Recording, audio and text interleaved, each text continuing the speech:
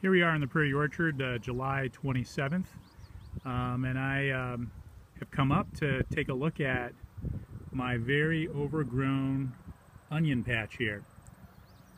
So if you look at one of the other channels on permaculture, you'll see a video on Masanobu Fukuoka, who had a philosophy, and I think has a lot of disciples that continue to have the philosophy that you don't have to actually have a completely tilled and sterile field in order to grow vegetables successfully, but you can grow vegetables within the context of plants that generally grow in a field. This is my little experiment to see how well we can do that with red onions. These onions were planted this past spring. I think it was around April, and we're gonna go into our patch now, see if we can find some of these onions and see if they got sizable, and then of course later on we're gonna see if they taste good.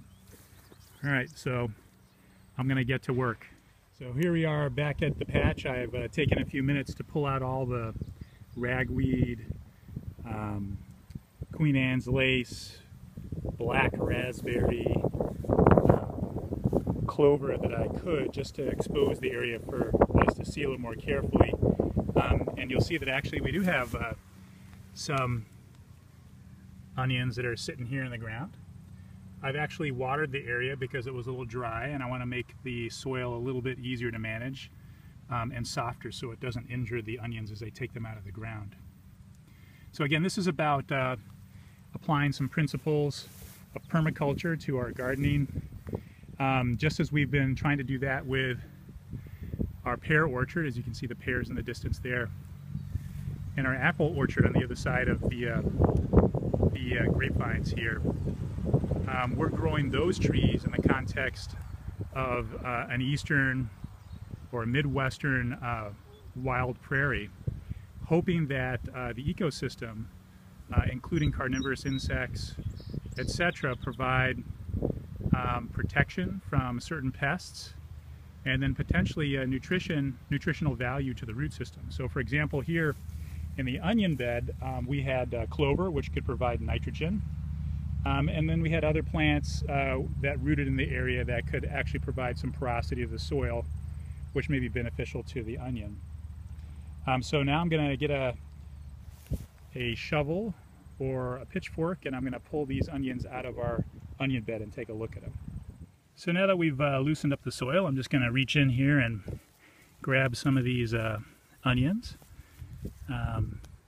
They actually look pretty good. Not rotten. Medium size.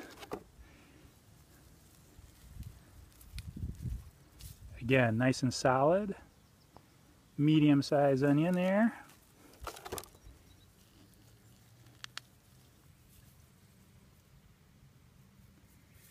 And I think, you know, while this wasn't the perfect permaculture experiment, because I did sort of whack down these weeds in the area to start with, and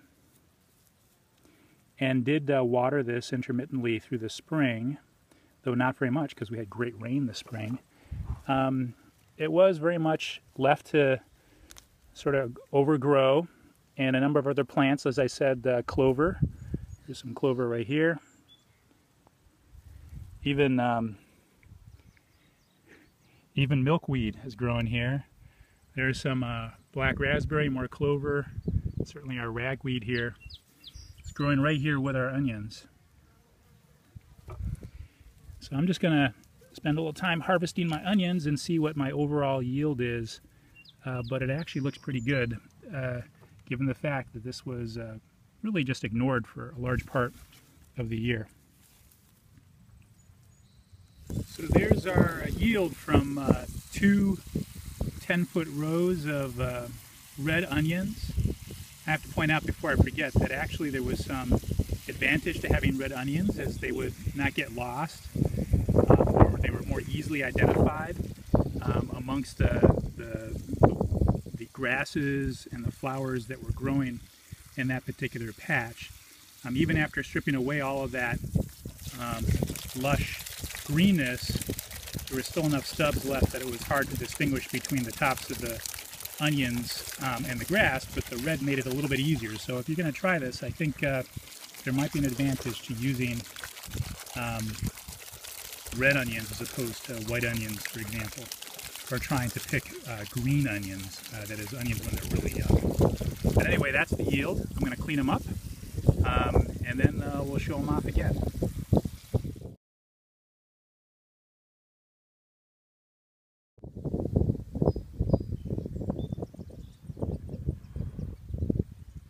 And a special thanks to my mutt, Sasha.